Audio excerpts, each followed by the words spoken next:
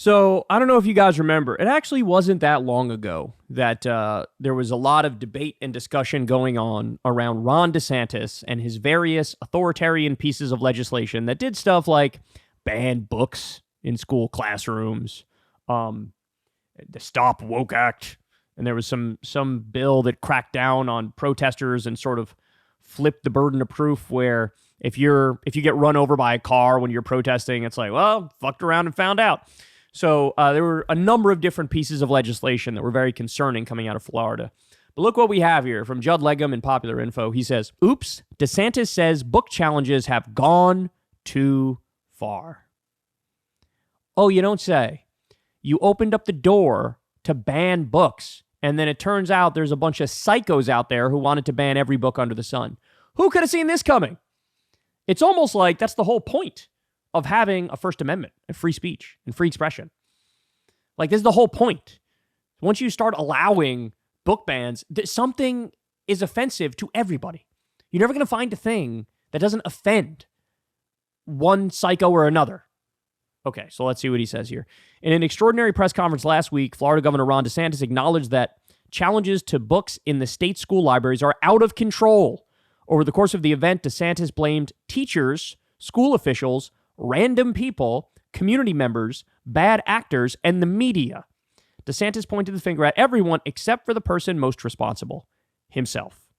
What is happening in Florida school libraries is a direct result of legislation signed by DeSantis and regulations and guidance produced by the DeSantis administration.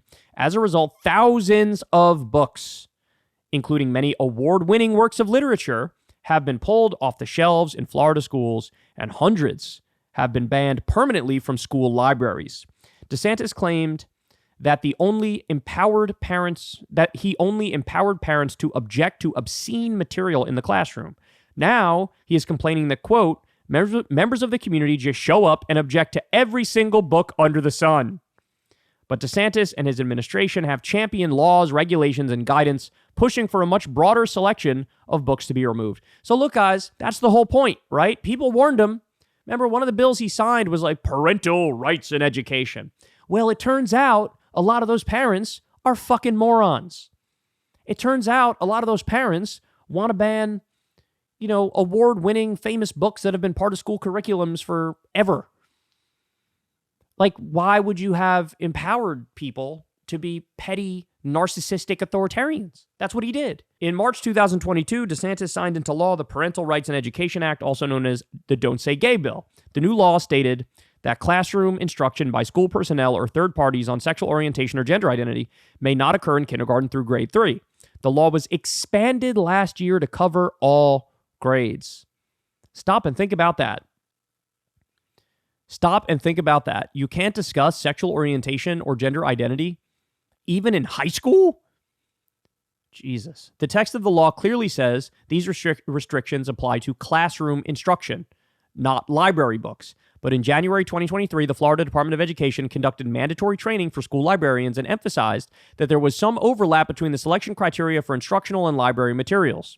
The training says that library books and instructional materials cannot cover unsolicited theories that may lead to student indoctrination.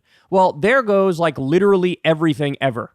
You can make a case that any sort of philosophical or political school of thought is a theory that leads to indoctrination.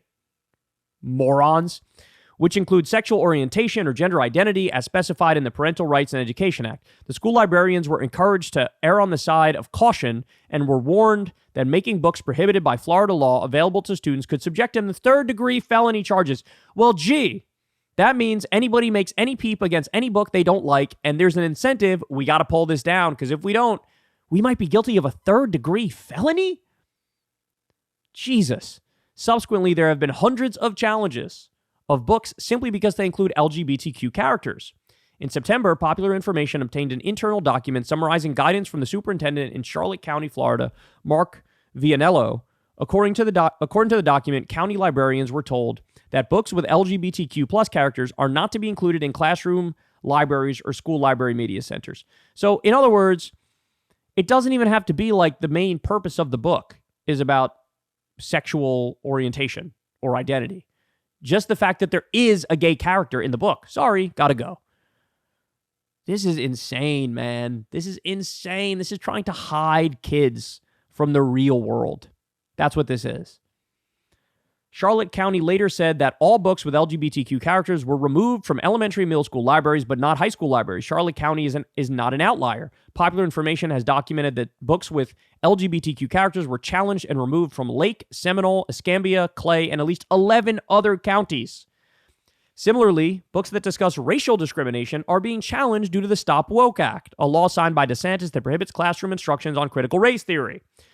DeSantis and Florida Commissioner of Education, Manny Diaz Jr., who appeared with DeSantis at last week's event, could put an end to all this by issuing guidance to school districts clarifying that Don't Say Gay and the Stop Woke Act do not apply to library books. But they have refused to do so, except in the context of litigation. Instead, DeSantis and Diaz Jr. are holding press conferences grumbling about all the people who are challenging non-obscene books. So in other words, the point that they're making is all DeSantis has to do is clarify, do some, state executive order or something that says, when we talk about challenging books, it only means in the context of the classroom, not in the school library. School library, hands off. But they're not doing that. Which means now the challenges are not just coming for this book is in my kid's classroom. It's also let's just ban it from the school library too.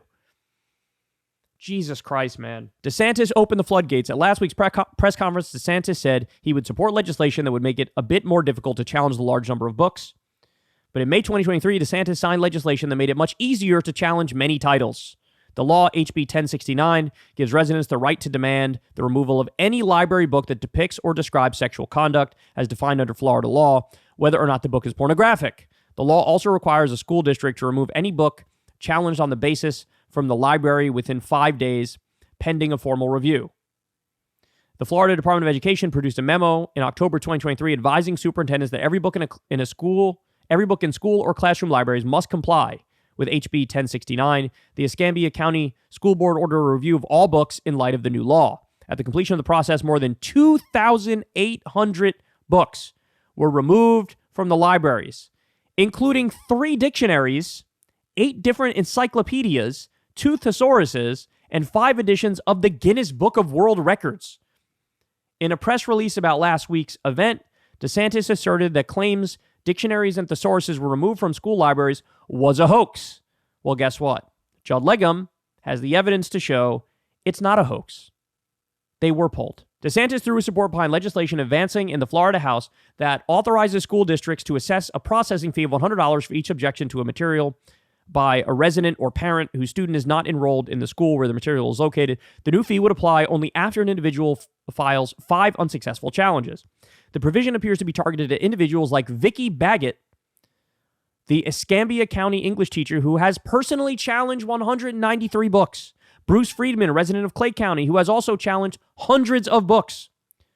While this legislation would make life a bit more difficult for people like Baggett and Friedman, it does not address the heart of the problem. Florida laws signed by DeSantis allow a vast array of books to be successfully challenged, and the new law would require the $100 fee to be refunded if the challenge was successful. Under current law, many challenges, even those targeting classic works, will be successful. Friedman has already said the fee would not impact his efforts. So they're trying to put the brakes on some of these psychos who are trying to get every book banned, and the way they're doing it is incredibly toothless. So guys, remember, we went through the PEN America report. I don't know if you guys remember that, where they lay out an incredible amount of specificity. Here are the states where most book bans are happening. Here's the number of books banned in these various states. And then here are the topics and the categories of the books that are banned. And there was this right-wing myth that all the books that are being banned are just depicting hardcore pornography, right? This was the myth. And they'd give one example or another of a book that perhaps does cross a line when it comes to sexual stuff, especially for children. But then if you look at the PEN America report, it's only between 10 and 20% or something like that of the books that were banned were about sexual stuff at all. A lot of it was about race stuff. A lot of it just had depictions of violence in text form. There's a fight in a book or something like that, or somebody gets killed in a book or whatever, and they're like, oh, we must pull this down. They're trying to make all the kids live in a padded room, right? It's one of these things where it's like, I want to protect you from anything and everything that happens in the real world, even if it's fictional. So the list of things that were banned, it's everything under the sun. It's everything under the sun. And this is what we warned would happen. There's a very simple answer to this, guys. There's a very simple answer to this. Get rid of these pieces of legislation, the Stop Woke Act, the Parental Rights and Education Act. It's clearly an authoritarian nightmare. And even Ron DeSantis now is like, oh yeah, I kind of messed up on that one, didn't I? Yes, you did. Hey, y'all, do me a favor and like and subscribe. It helps out big time in the algorithm. Click the bell as well for notifications when videos drop. And watch that video on screen right now. You know you want to.